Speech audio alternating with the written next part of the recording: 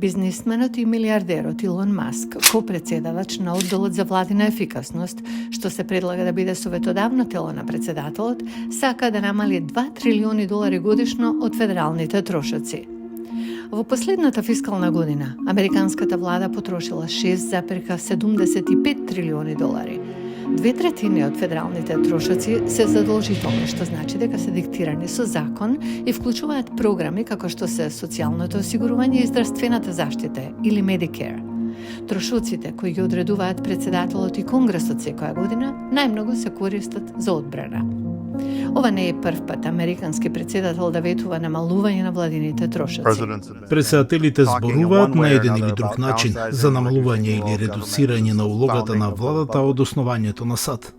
Се започна со Томас Джеферсон, третиот председател на Америка, кој беше на функција од 1801 до 1809 година.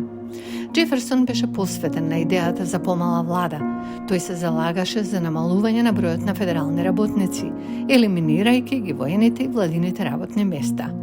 Во 30-тите и 40-тите, Франклин Делано Рузвелт ја прошири федералната работна сила за да се справи со големата депресија. Со неговиот така наречен нов договор, привремено биле вработени милиони лица. Целта на програмата била да обезбеди помош за сиромашните, истовремено да го стимулира економското закрепнување и финансиските реформи. Во 80-тите, Роналд Реган рекол дека владата е проблем. Тој ја формирал комисијата Грейс и побарал од групата од околу 150 бизнис лидери да му помогнат да најде начини да ја елиминира неефикасноста. Председателот Реган побара од комисијата Грейс да ја погледне владата со цел да ја направи таа да функционира повеќе како бизнис. Шац вели дека напорите на комисијата Грейс за елиминирање на расипничкото трошење заштедиле милиарди долари, но на веб страницата на председателската библиотека Роналд Реган се вели: повеќето препораки, особено оние кои бараат законодавство од Конгресот, никогаш не беа спроведени. Сепак, некои историчари велат дека крајното влијание на Реган било во менување на размислувањето во корист на помала улога на федералната влада во решавање на јавните проблеми. Тоа беше фундаментална промена од претходниот век за проширување на улогата на владата во општеството. Во 90-тите Бил Клинтон работеше на иницијатива да ја подобри работата на владата. Резултатот беше кратење на 300.000 федерални работни места, главно преку пензионирање и аутсорсинг на услуги. Секако тоа беше една од позначајните администрации во однос на намалувањето на улогата на владата во модерната ера. За време на неговиот прв мандат, Трамп нареди федерално замрзнување на вработувањата и предложи намалување на некои федерални агенции. Сега тој се надева дека неговиот оддел за владина ефикасност, предводен од Маск и Рамасвами, ќе му помогне да ја заврши работата. Некои ја доведуваат во прашање мудроста да се преземе деловен пристап за водење на владата.